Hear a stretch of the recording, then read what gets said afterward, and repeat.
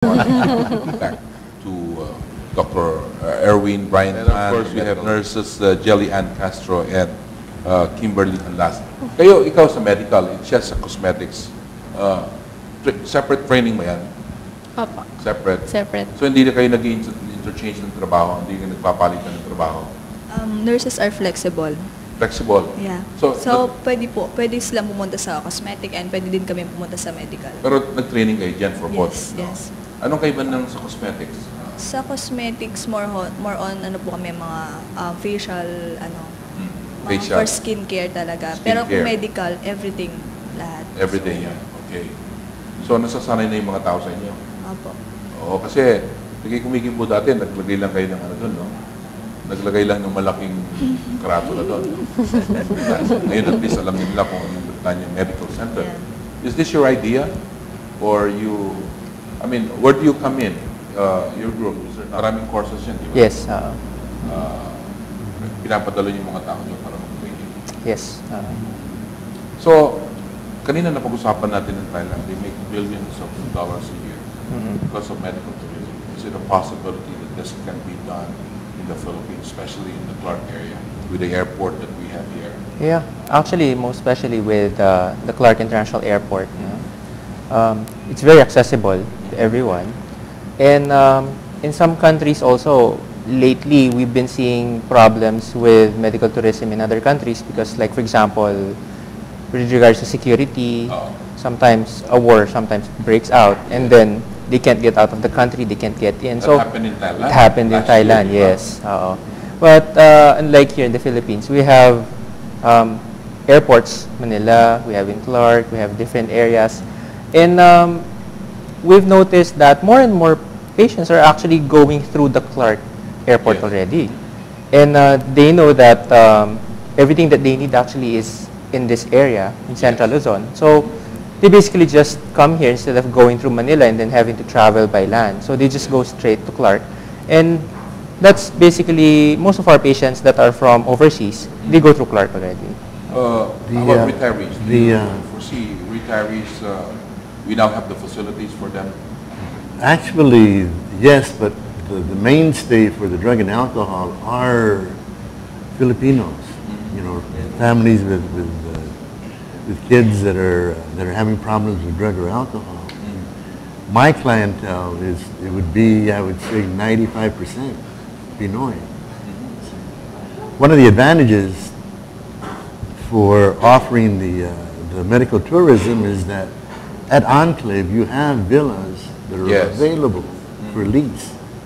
So when they would come in for the treatment or whatever, and if they had to stay, they could you know, lease stay there for a they can while, stay right? there for a while. And same way with anybody coming in for outpatient treatment, the villas are there where they can stay. They won't have to be going back and forth from Manila or Bulacan or wherever. But that's one of the That's advantages that we enjoy. And we're near the airport, right? Very we have near all the the airport. travel facilities here. Land, 5 minutes, 10 air. minutes. So, talagang maganda ho yung kalagayan po ng lugar natin. Patungo na ho tayo sa talagang yung tunay na kaunlaran. No? Kaya nga po, itong mga ganito, a few years ago, hindi mo ma-imagine na magtatayo tayo ng ganito dito. No? Pero ngayon, malaking gastos dito, di ba? Malaking investment dito, malaki rin, I'm sure. Di ba, ma'am? Malak. Yung mga ceramics na lang, o yan, yung mga ginagamit ng mga ngipin dyan, mahal niyan. No? So, kayo naman enjoy. Baka mag-abroad kayo pagkatapos natuto kayo ng ano, di ba? Pero mas maganda na ngayon dito, you'll be there. Sometimes they go back, di ba, umuwi para for this purpose lang. So you have a big market. It's a matter of letting them know that you're here now. Yes. Even yung Pampanga market na. Alam mo naman yung mga kababayan natin, hilig-hilig na ano. Sabi mo nga, banidoso yung Kapampangan. Yes. Okay. So, kayo nag-enjoy naman sa trabaho niyo. Yes, of course. Anong pinaka-enjoyable part niyo? Yung nagtatanggal ng, kayo ba yung nagtatanggal ng mga blackheads, ganyan? Opo, kami po. Kayo ba yun? Okay. So, yan ang pinaka-pinupuntahan ngayon. Opo. Ngayon, sila, they go there. Ang ganda ng ano nyo, di ba yung facility nyo? We do our best. Yes. While we're doing the show, ladies and gentlemen, we will be sending our our people there, our crew, para ho mag-take sila ng footages, no, of what is available dyan po sa the Britannia Medical Center. Dito lang po yan sa may friendship. Dyan po sa Enclave, tapos malapit sa Mansion Azure. Dyan yan, di ba? So, this is just the beginning. As you said, you don't say no to anybody. If it's not available there, you find ways to make to help them. But that's magandang PR yan. Magandang PR yan sa mga pasyente. So, sabi mo, 70% of those who go there are foreigners. Yes. Iniisip mo ba pag yung mga kababayan natin, you want to invite them? If you want to invite them to your place? We are inviting everyone to come and visit us, to try to see our services. We can give you a guided tour of the facilities so that, well, in the future, if you have any need for healthcare, cosmetic, or for any healthcare services that you might need, we can provide it for you. As far as the counseling goes, I mean, doing psychometric testing for the schools or, for individuals. That you've been doing, right? That you're expanding right now. Right. That's good. And like personality inventories, intelligence, quotient tests, so on and so forth. So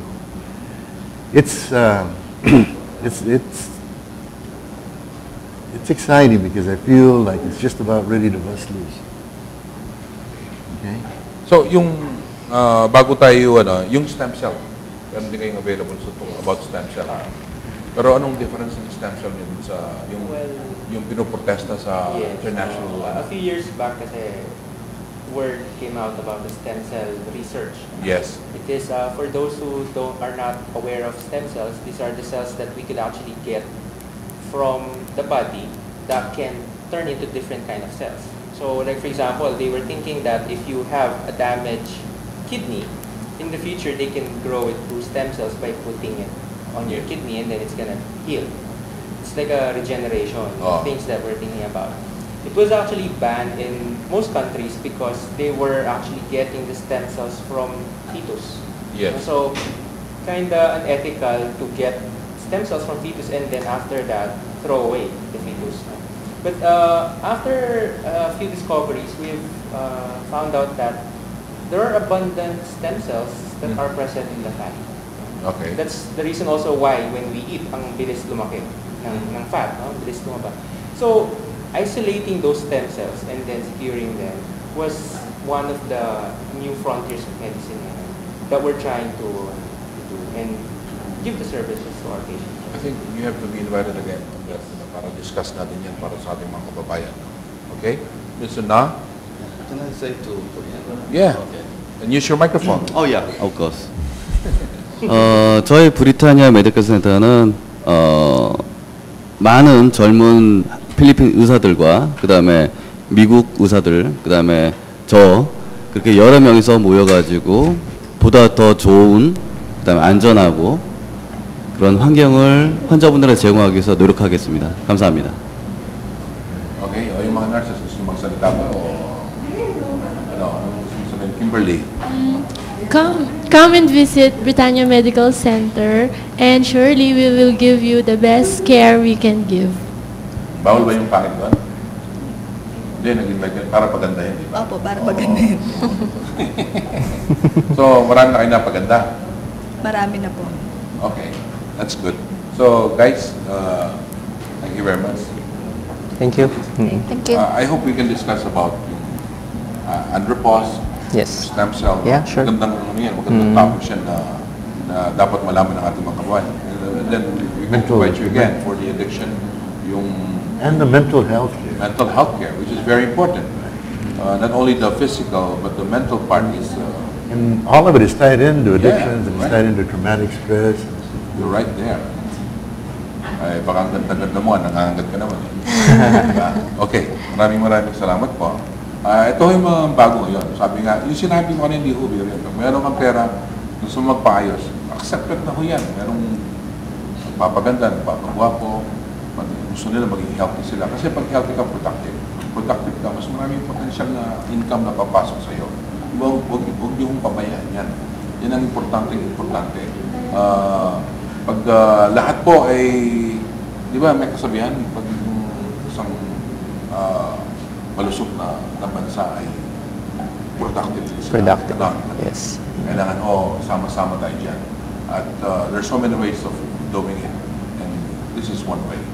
So you try and go and visit yung Britannia Medical Center. So you'll see for yourself what is available there na pwede ko nyo magamit. No?